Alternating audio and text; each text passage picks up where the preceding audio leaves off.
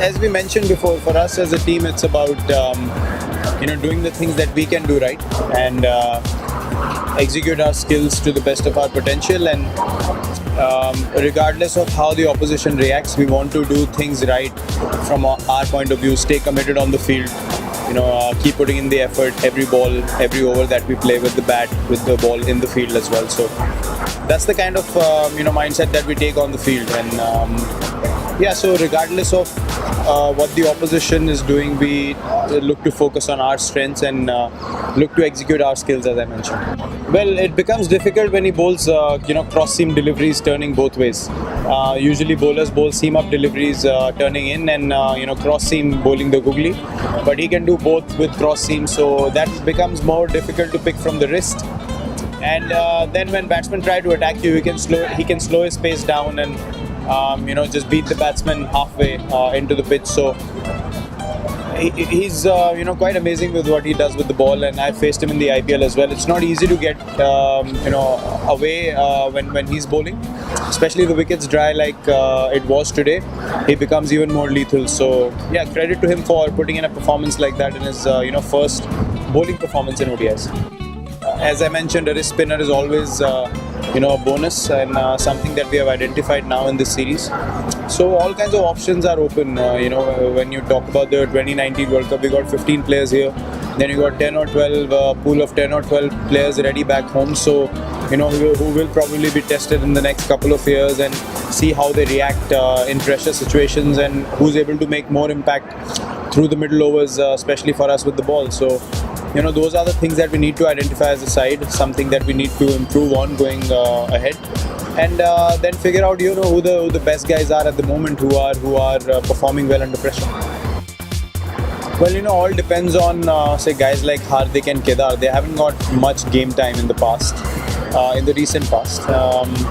So the more games they get under their belt and the more experience they get, and they are actually consistently striking every game, then as a middle order group you can start going early.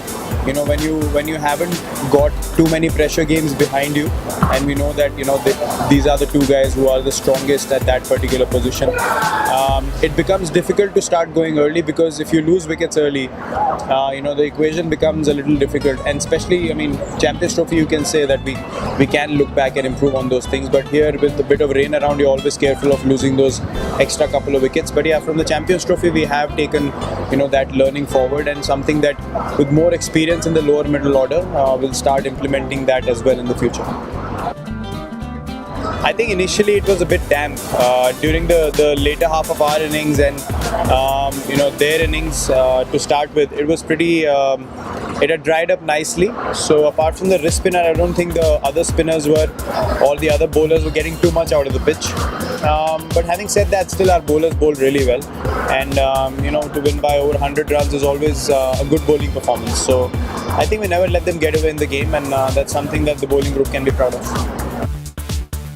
Well, Jinx has been, a part of the one-day setup for a while. He's someone we all felt, had great potential at the top of the order. But when Rohit and Shikhar, as a opening partnership, play well in one-day cricket, then that really becomes a powerful package for us. But having said that, Jinx is always in there for us as the third opener, and having gotten the opportunity in this series, he's batted really well so far in both the games. Today as well, I think the way he paced his inning was really, really, really nice. He was going run a ball, never fell behind the rate. So yeah, this shorter format is something that we all know, and he also knows that he wants to do really well, because he's such an established test player and he's so solid there. He wants to make it count in these formats as well. So sometimes I think as a batsman you end up taking too much pressure in those situations, like some people do in test cricket. So now I feel in this series he started just taking it as a cricket game, not necessarily a change of clothing or anything like that. I think he's enjoying his game much more in this series is what I see, and he can only go up from here and improve his short format cricket, and something that we're a bit more certain of.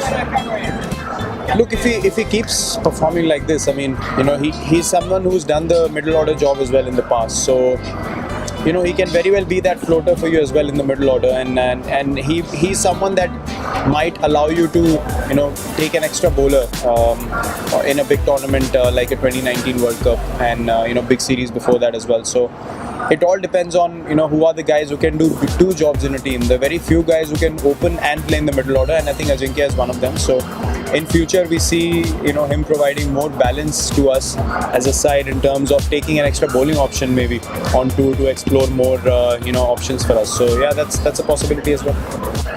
मैं यही कहना चाहूँगा कि इतने सालों से support मिल रहा है फैंस का और काफ़ी प्राइसलेस होता है, तो टीम को सपोर्ट करते रहिए. और मेरे लाइक्स बढ़े हैं उसका मुझे पता नहीं था, लेकिन जो हम कर रहे हैं और जो हम करने की कोशिश करते हैं, अगर वो लोगों को अच्छा लगता है तो ऑब्वियसली एक अच्छी फीलिंग होती है.